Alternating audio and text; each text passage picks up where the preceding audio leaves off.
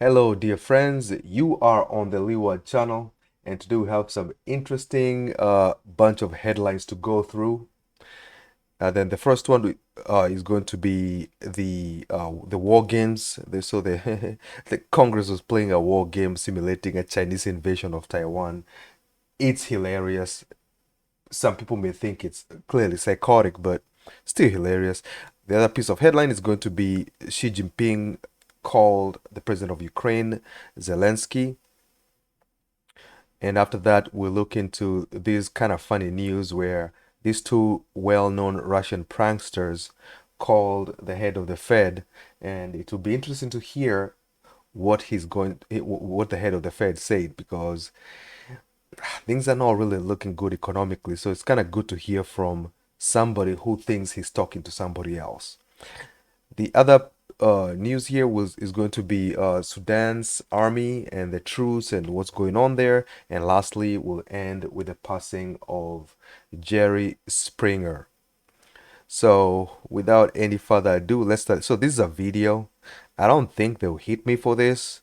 I think I can play this, but just bear with me. I may skip some of the parts that are not important, but yeah, let's see what they have to say. Ukraine, to be clear, sir, U.S. forces, U.S. men and women would defend Taiwan in the event of a Chinese invasion. Yes. President Biden last fall saying for the first time that if China invades Taiwan, the U.S. would send troops to defend it. It's an invasion many experts predict could happen in this decade. We got a fascinating inside look this week at how members on the House China Committee are gaming out war scenarios. In the sky, on the sea, China staging combat exercises, a show of force, a warning that a potential blockade of Taiwan could be coming.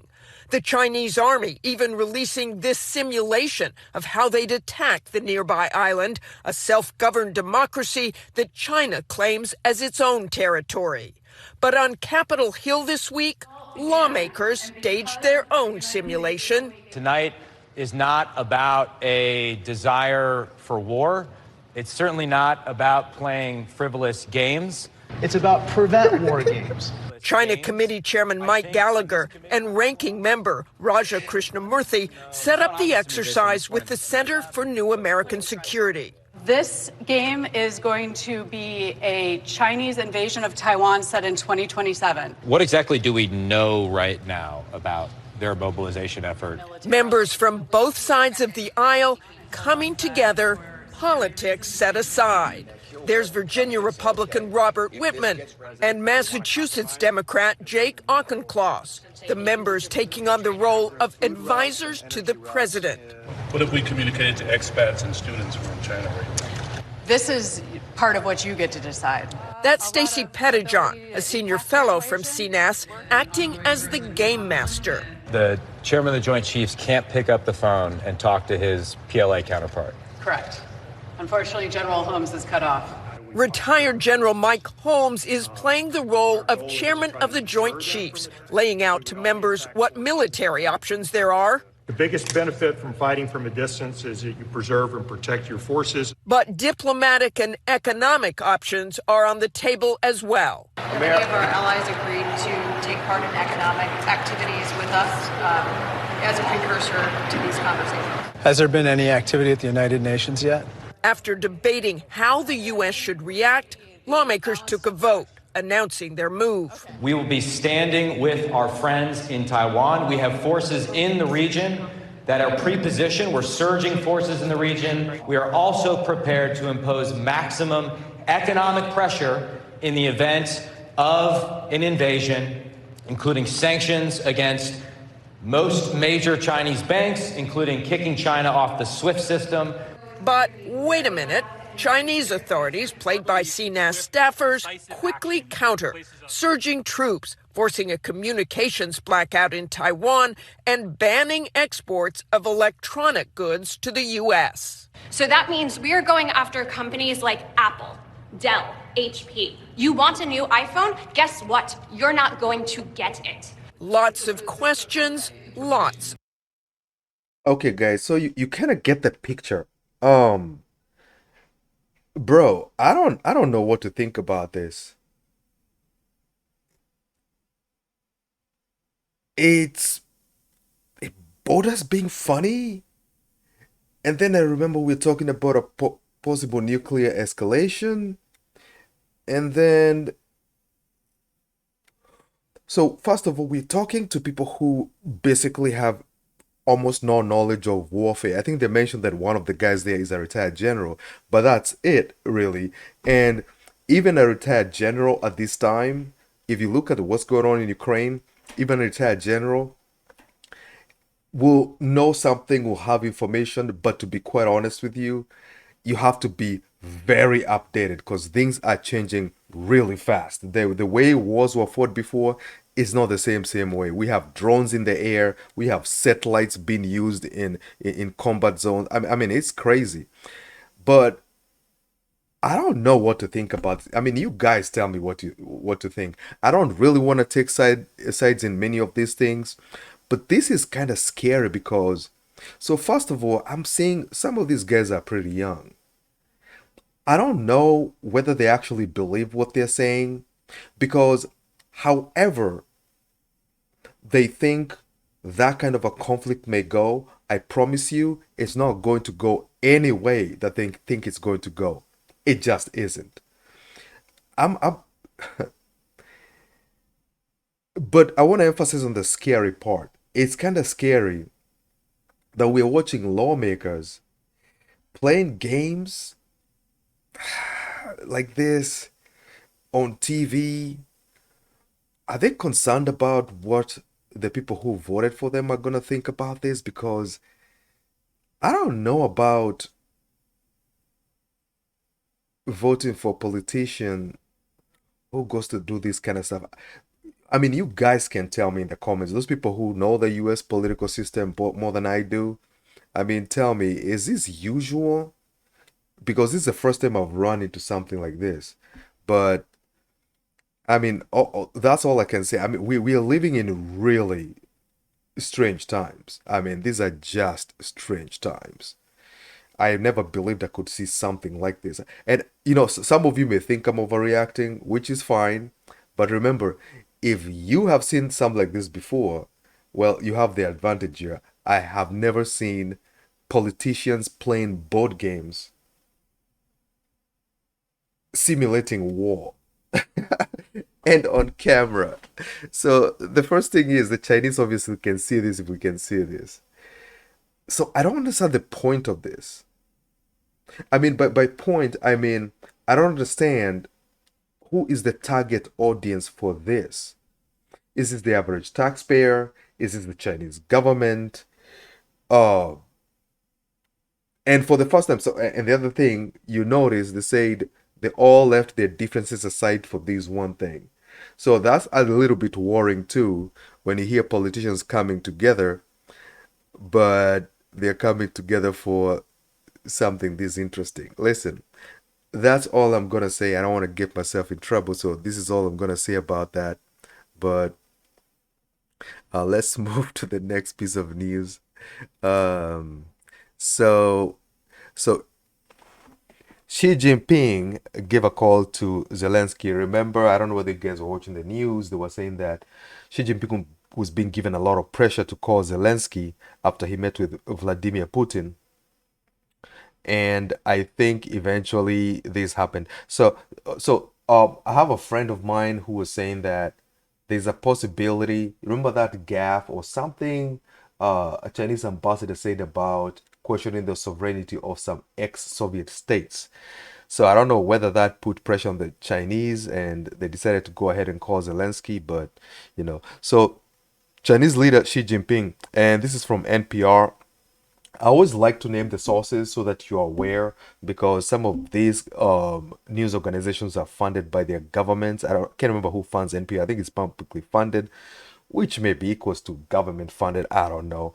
But I always like to mention where I'm getting the news from so that you're ready and take some of these news sources with a grain of salt. So Chinese leader Xi Jinping called Ukraine's President Volodymyr Zelensky over a month after Xi's summit in Moscow with Russian leader Vladimir Putin. Xi made the call to Zelensky after weeks of intensifying pressure from Western leaders to use his influence with Putin to broker a deal towards ending the war in Ukraine, which began with Russia's invasion in late February 2022. It was the first call between Xi and Zelensky since the Russian invasion. The Ukrainian government said China said it happened on Wednesday at the invitation of Zelensky. Wait, at the invitation of Zelensky, Xi calls. Okay, they're saying that Zelensky asked him to call, and then he's the one who calls Xi Jinping. Okay, but some of these headlines sometimes I think they're a little bit intentionally misleading. But hey, so this is Zelensky. I had a long, meaningful phone call with President Xi Jinping. I believe this call, as well as the appointment of Ukraine's ambassador to China, will give a powerful impetus to the development of our bilateral relations. So again, I think I said this on the video yesterday. You have to be always skeptical about the public statements provided by the leaders, because I have come to believe that most of the time, whatever they say that they talked about is not what they talked about. That's like a cover, right? So they usually have to have a reason to meet, and then they say that that's where they're meeting. But most of the times, they don't speak about what they say they'll speak about. Remember, I think it was Antony Blinken met with Sergei Lavrov in India, and they stated that they talked about human rights issues, talked about a whole range of issues. And then it turned out that they only spoke for 5 minutes or something like that. And I'm like, wait a minute, there's no way you can cover all these things in 5 minutes. And then the Russians came out and said, yeah, we didn't talk about all that stuff. So that right there was kind of strange, because usually they will both agree. They won't disagree with each other, but they won't necessarily agree with each other about what happened sometimes. But so I saw somewhere online that one of the reasons why Zelensky called Xi Jinping is to have him put pressure on the Russians so that the Russians let those guys surrounded in Bakhmut and let them go or something of the sort. And I mean, you can pass the proposition to the Russians, but I don't know whether the Russians would do it just because the Chinese wanted to. And secondly, I think the Russians are too involved in this. I mean, I think they are like head deep in this. So it's really hard to convince them. But I don't know whether that's true. See, that's a possibility, especially when you see like the head of the CIA and the head of the Russian intelligence service. Forget the name of this. This is SVR. When they meet, they usually won't give a press like a press release or anything like that. But I believe that when they meet, they may make some of these compromises. We have seen some talks and then prison exchanges or something like that. So that's a possibility.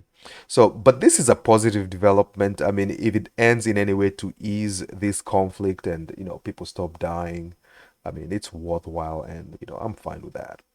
Alrighty, so let's move here to the next piece of news here. And this is so this is RT. This is RT. So remember, government funded Russian media. So once again, or feel free to take everything they say with a grain of salt. So Fed chair duped by Russian pranksters. So US Federal Reserve Chairman Jerome Powell predicted a recession and acknowledged the central bank's role in creating it in a candid conversation with celebrated Russian pranksters Vovan and Lexus, who he believed to be Ukrainian President Vladimir Zelensky. Okay, first of all, before I proceed, so these pranksters have pranked a lot of people. Oh my God, we're talking about like the Polish head of state, Condoleezza Rice, Recep Tayyip Erdogan of Turkey. They have really fooled a lot of people. And I won't forget Elton John thought he was speaking to Vladimir Putin. But anyways, let's proceed. Somehow, I don't know how these guys haven't figured out a way to know that they're not getting a call from who they think is calling them. But anyways, the tricksters, whose real name are Vladimir Kuznetsov and Alexei Stolyarov. Stolyarov. Stolyarov. I got that right this time. Shared several clips from their January chat with Powell on Thursday. A recession is almost likely as very slow growth in 2023, Powell predicted, acknowledging, I think that's partly because of us having raised the rates quite a bit, but this is what it takes to get inflation down. What we need is a period of slower growth so that the economy can cool off, so that the labor market can cool off, so that the wages can cool off. That's how inflation comes down. The central banker continued. It can be painful, but we don't know any painless way for inflation to come down. So, first of all, I don't know why he would directly be talking to Zelensky. That almost doesn't make any sense. But I mean, nowadays anything is possible. Because the president of Ukraine, I would guess, would have other things important to do around this time. But I guess they were talking about this. So, I mean, you can gather whatever you want from this. And I'm guessing on YouTube you'll find copies of this conversation. Those pranksters usually eventually publish them. One way or the other. But man, this is strange. Like, I like it though. I mean, I'm not saying that people should go out there pranking each other, but once in a while, this is the only way to get real information, right? Sometimes all these public statements that are made, all these public statements they put on their websites, or they appear in front of the media. That's what they want us to hear. The question is, what is actually happening behind the scenes? So I promise you, there's some people who saw this and they probably changed the way they're investing. They saw this and they were like, oh boy, things may be not looking good. I better, sell something or buy something. But I mean, I found that quite interesting. And if you check on YouTube, you'll find some of their other pranks. It's crazy. They can really blow your mind. And the fact that this is never covered by the media. Never. I'm not sure. I mean, I understand why, but even when they prank somebody, one side of the media doesn't like, they still don't report it. So I think they may have a policy where they don't want to encourage this kind of thing. But hey, you can read this article. It's going to be on RT and you get all the details there. But I thought that was worthwhile to talk about. Alrighty, let's move on to Sudan. You guys obviously know there's been a war going on there between Rapid Support Forces and the government of Sudan in Khartoum. And there have been a lot of speculation as to who is behind this, because most of the time, every time there's a military conflict in any country, everybody tries to find who is militarily backing those whatever side from outside the country. And there was some speculation that Rapid Support Forces are supported by the Wagner forces from Russia and that the government is supported by the US. But I don't think it's that clear. There's some historical depths in this story, and I would kind of say, we'll know. See, most of these things always sound, most of the time we're confused. We don't know what's going on, right? But most of the time, if you wait 1 year, you'll know exactly what was happening, right? Just wait 1 year, and politicians who retire write books about these things. If you want to know something about a war that happened about 10 years ago, just go find a book. Somebody will write a book. Even some of them detail some of the crimes they did. But it's never a big deal because time has passed and the public doesn't care anymore.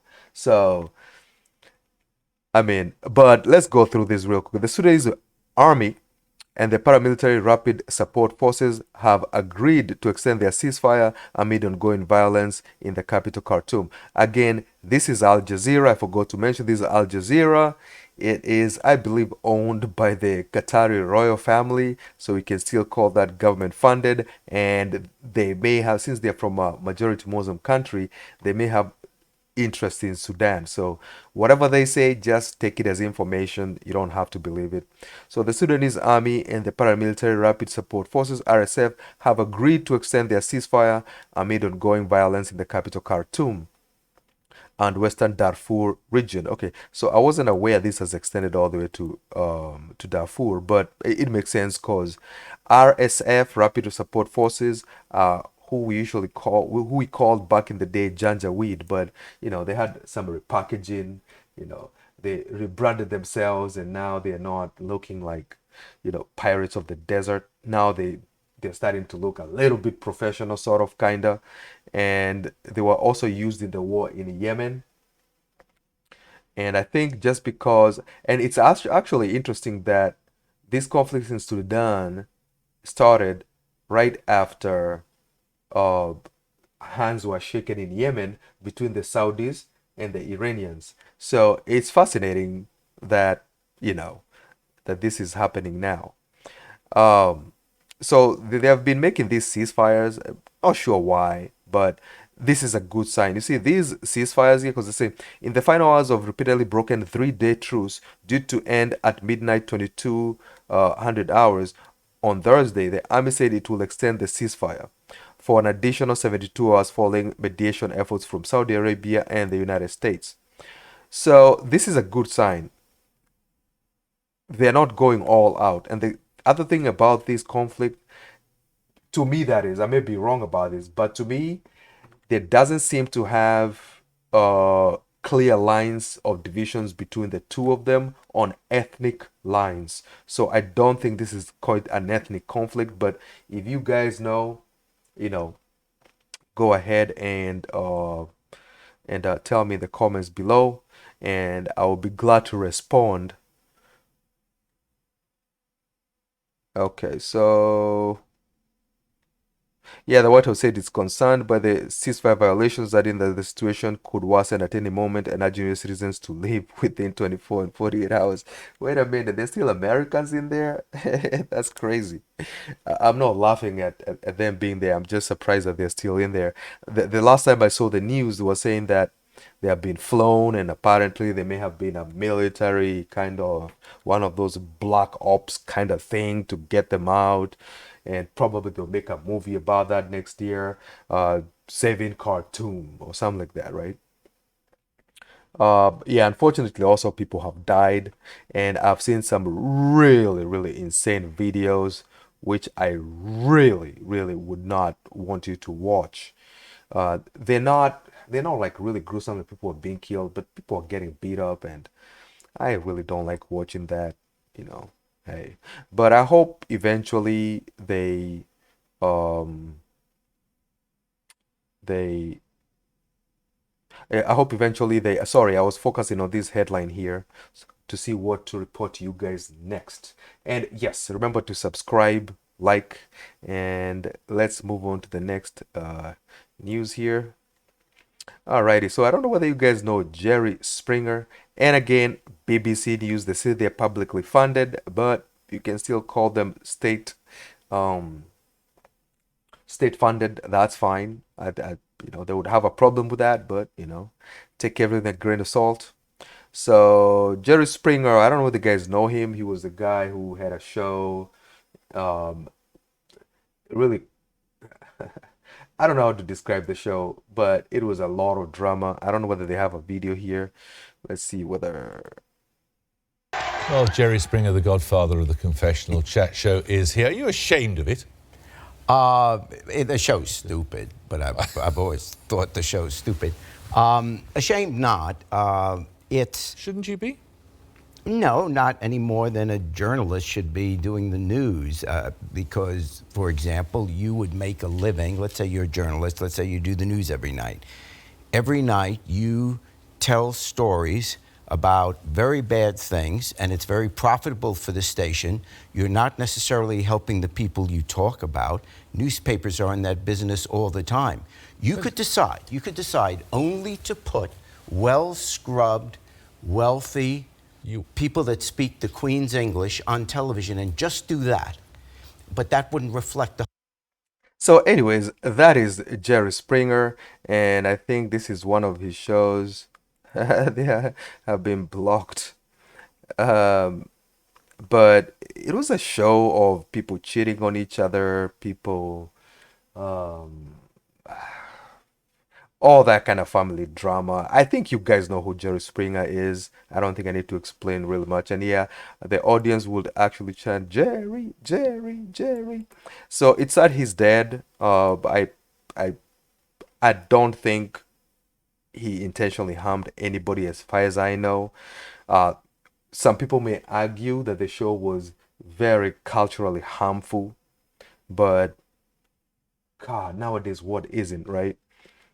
Uh, the good thing he did, first of all, was, entertain everybody, entertain everybody.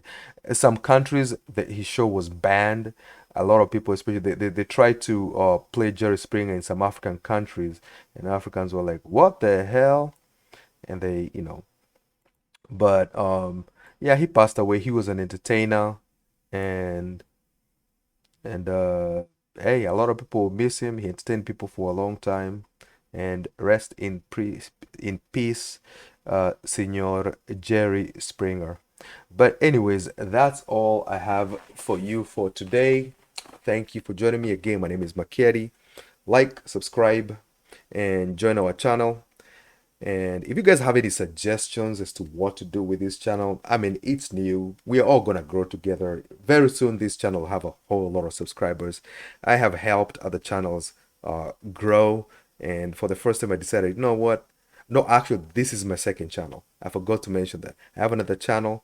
I'm not going to put the link yet. It's a channel that does a whole other different thing. Eventually, I will. But so I've been helping other people here and there. And I was like, you know what? Let me try and do something. Let me read people the news. I come here from work, read people the news, and we all get informed and entertained. So if you guys have any suggestions, comment below, like, subscribe, share. Thank you again. You are on the Leeward channel, and have yourself a wonderful rest of your day or evening. Thank you. Bye.